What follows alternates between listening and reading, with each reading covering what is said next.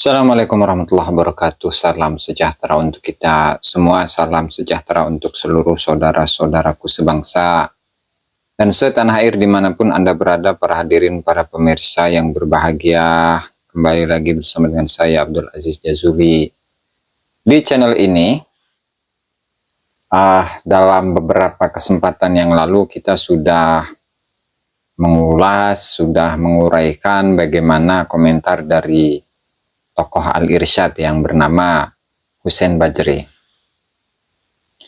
Dan juga dalam kitab atau dalam buku yang dia tulis itu yang berjudul Al-Irsyad,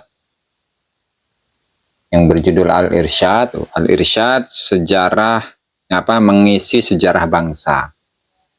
Itu juga sudah menguraikan secara detail bagaimana kejadian-kejadian masa lalu yang terjadi antara Al-Irsyad dengan Ar-Rabithah Al-Alawiyah, di mana Rabithah Al-Alawiyah atau kalangan Ba'lawi itu mereka dari awal itu selalu berkonflik dengan sesama imigran Hadramut, dan lebih parahnya lagi, atau hal itu lebih diperparah ketika pada tahun-tahun 30-an 1930-an, di mana di sana itu beberapa tokoh dari Rabithah Alawiyah mengirimkan surat pengajuan kepada pemerintah kolonial Belanda untuk melindungi gelar Sayyid, dan gelar Sayyid itu hanya dikhususkan kepada golongan para habaib, para Ba'lawi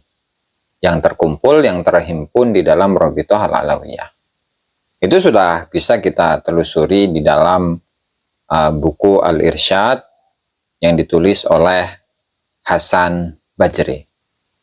Namun ada satu hal yang menarik ketika menyikapi polemik yang terjadi saat itu, yaitu seorang tokoh bangsa, Insinyur Soekarno, atau yang lebih sering disebut dengan Bung Karno.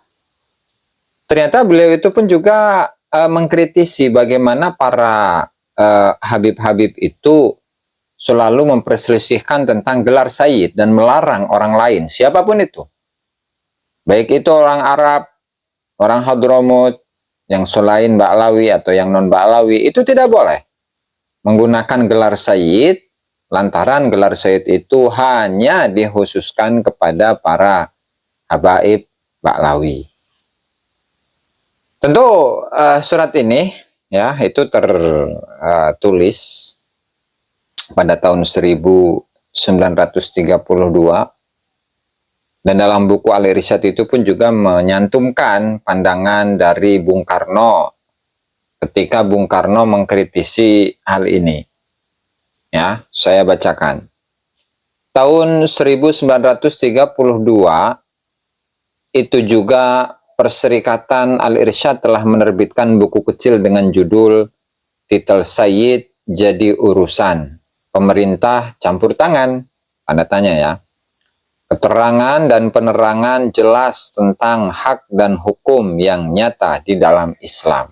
Artinya untuk Al-Irsyad itu sendiri sudah menerbitkan sebuah buku yang berjudul Titel Sayyid Jadi Urusan, Pemerintah Campur Tangan. Kenapa? Ya karena memang berkali-kali, bahkan di akhirnya itu tahun 1932, anaknya Habib Utsman bin Yahya, namanya Yahya bin Utsman bin Yahya, itu mengirimkan surat kepada Snogorgrone untuk menyampaikan kepada pemerintah kolonial Belanda agar menerima permohonan dari Rabithah Alawiyah untuk melindungi gelar Sayyid, dan itu dimasukkan ke dalam undang-undang kolonial Belanda. Kemudian yang kedua itu adalah hanya mengkhususkan gelar Sayyid kepada kalangan Ba'lawi saja. Nah, meskipun demikian tetap ditolak itu oleh Snogorgrone, dan Snogorgrone ketika menyampaikan masukannya kepada pemerintah itu pun juga tidak mau campur tangan dengan urusan tersebut, yaitu mengenai gelar Sayyid.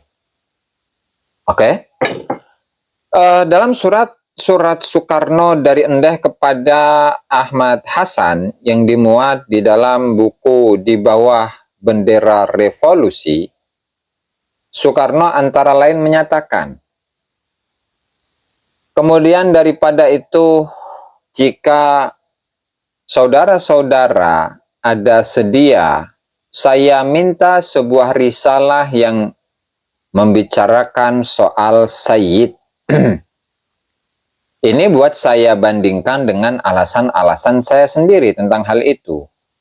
Walaupun Islam zaman sekarang menghadapi soal-soal yang beribu-ribu kali lebih besar daripada, lebih sulit daripada soal Sayyid itu, maka toh menurut keyakinan saya, salah satu kecelaan Islam zaman sekarang ini ialah pengeramatan manusia yang menghampiri kemusyrikan. Artinya Bung Karno ini mengkritisi sekelompok orang yang mereka itu mengeramatkan diri mereka sendiri dan memerintahkan kepada orang lain untuk memuliakan mereka karena mereka ini adalah dzurriyyah Nabi. Dan untuk panggilan pun harus berbeda. Kalau orang lain misalkan disebut syekh, disebut kiai, disebut ustadz, sementara mereka itu harus sayyid. Nah itu sudah terbaca itu. Sudah terbaca oleh Bung Karno ya. Kemudian, mana itu tadi? Maka toh menurut keyakinan saya salah satu kecelaan Islam zaman sekarang ini ialah pengeramatan manusia yang menghampiri kemusyrikan itu. Alasan-alasan kaum Sayyid, maksudnya ini adalah kepada Ba'alawi. Alasan-alasan kaum Sayyid, misalnya mereka punya brosur bukti kebenaran. Artinya ingin membuktikan diri bahwa mereka itu adalah keturunan Nabi Muhammad SAW. Punya brosur itu. Bukti. Nah, artinya hal itu sudah dibaca juga oleh Bung Karno. Mereka ingin menyampaikan, oh kami ini terbukti loh, kami punya bukti loh, bahwa kami ini adalah keturunan Rasulullah Shallallahu Alaihi Wasallam, dzurriyyah Rasulullah Shallallahu Alaihi Wasallam dari jalur laki-laki. Dan kalau dari jalur perempuan kan ya nggak terlalu begitu ya. Oke. Saya sudah baca, dan itu sudah dibaca oleh Bung Karno, mengenai bukti yang menunjukkan akan kebenaran mereka sebagai Sayyid, sebagai dzurriyyah Rasulullah Shallallahu Alaihi Wasallam. Tetapi tidak bisa meyakinkan saya. Nah, artinya di sini Bung Karno pun meragukan akan kebenaran dari nasab mereka ini, dari golongan orang-orang yang menyatakan diri sebagai Sayyid, khususnya di kalangan Ba'alawi, karena itu terjadi pada tahun 1932-an. Yang tentu fenomena seperti itu sudah dibaca oleh Bung Karno. Sehingga beliau itu, Bung Karno itu ingin menyatakan sikapnya.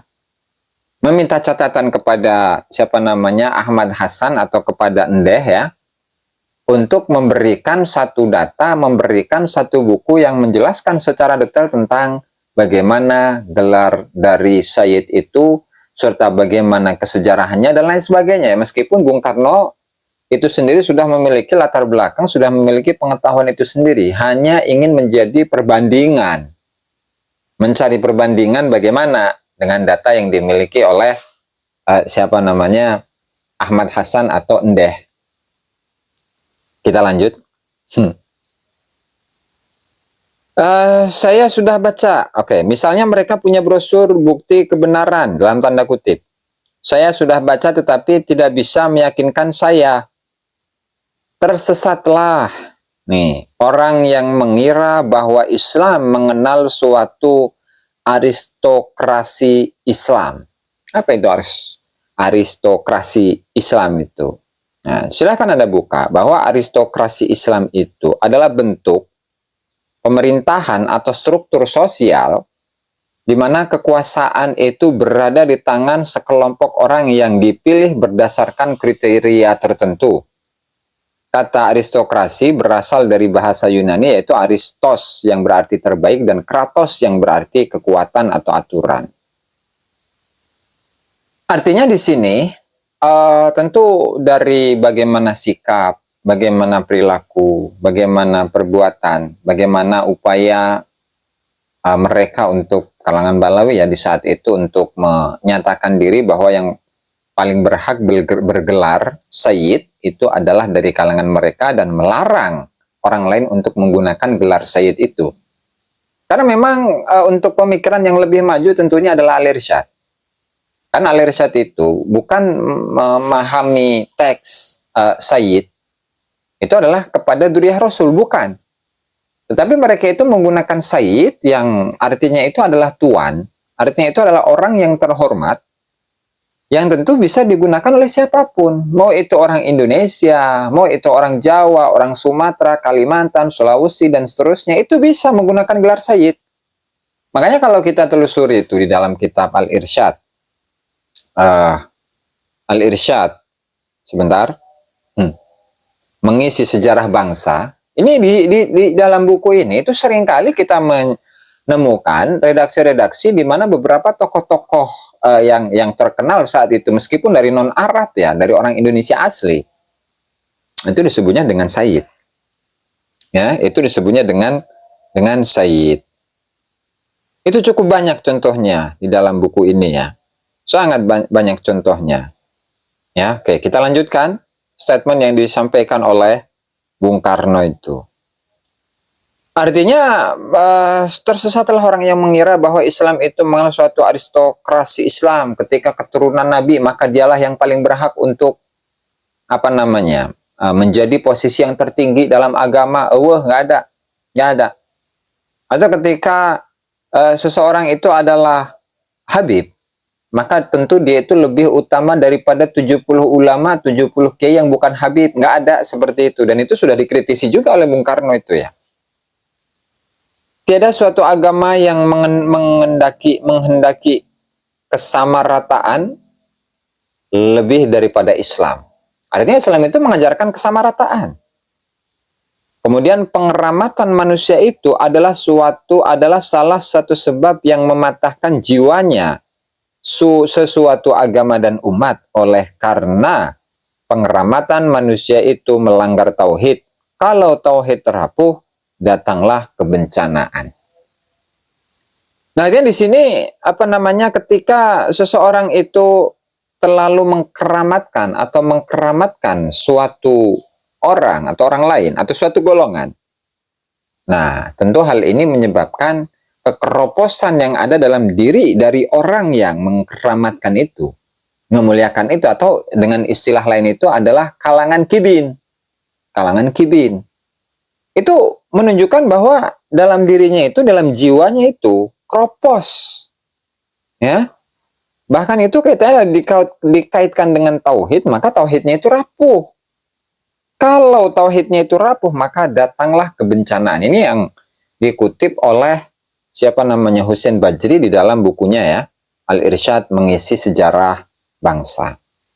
Lalu ketika kita itu melihat bagaimana statement yang ada di dalam di bawah bendera revolusi, nah di situ ada ya, di jilid 1 halaman 349. Jadi penulisannya itu dari Insinyur Soekarno kepada Tuan Ahmad Hasan, Guru Persatuan Islam Bandung, persis ya. Nomor 1 Endeh 1 Desember 1934. Assalamualaikum. Jikalau saudara-saudara memperkenankan, saya minta saudara mengasih hadiah kepada saya buku-buku yang tersebut di bawah ini. 1 pengajaran sholat, 1 utusan Wahabi, 1 Al-Mukhtar, 1 debat talqin, 1 Al-Burhan komplit, 1 Al-Jawahir. Nah, kemudian isi suratnya sama seperti yang tadi. Kemudian di akhir suratnya itu menyatakan, sebelum dan sesudahnya terima itu buku-buku yang saya tunggu-tunggu benar. Saya mengucapkan beribu-ribu terima kasih. Jadi itu ya teman-teman. Artinya dari apa yang disampaikan di dalam suratnya Soekarno ini itu menunjukkan bahwa Bung Karno itu ya sangat kritis kepada, artinya beliau sudah kritis di tahun 1934 itu sudah mengkritisi golongan Ba'lawi yang ada pada saat itu. Terlebih lagi ketika melihat bahwa golongan Robithah Alawiyah saat itu adalah sekelompok orang yang selalu mengagung-agungkan diri, merasa dirinya paling mulia, sehingga itu bukanlah ajaran agama.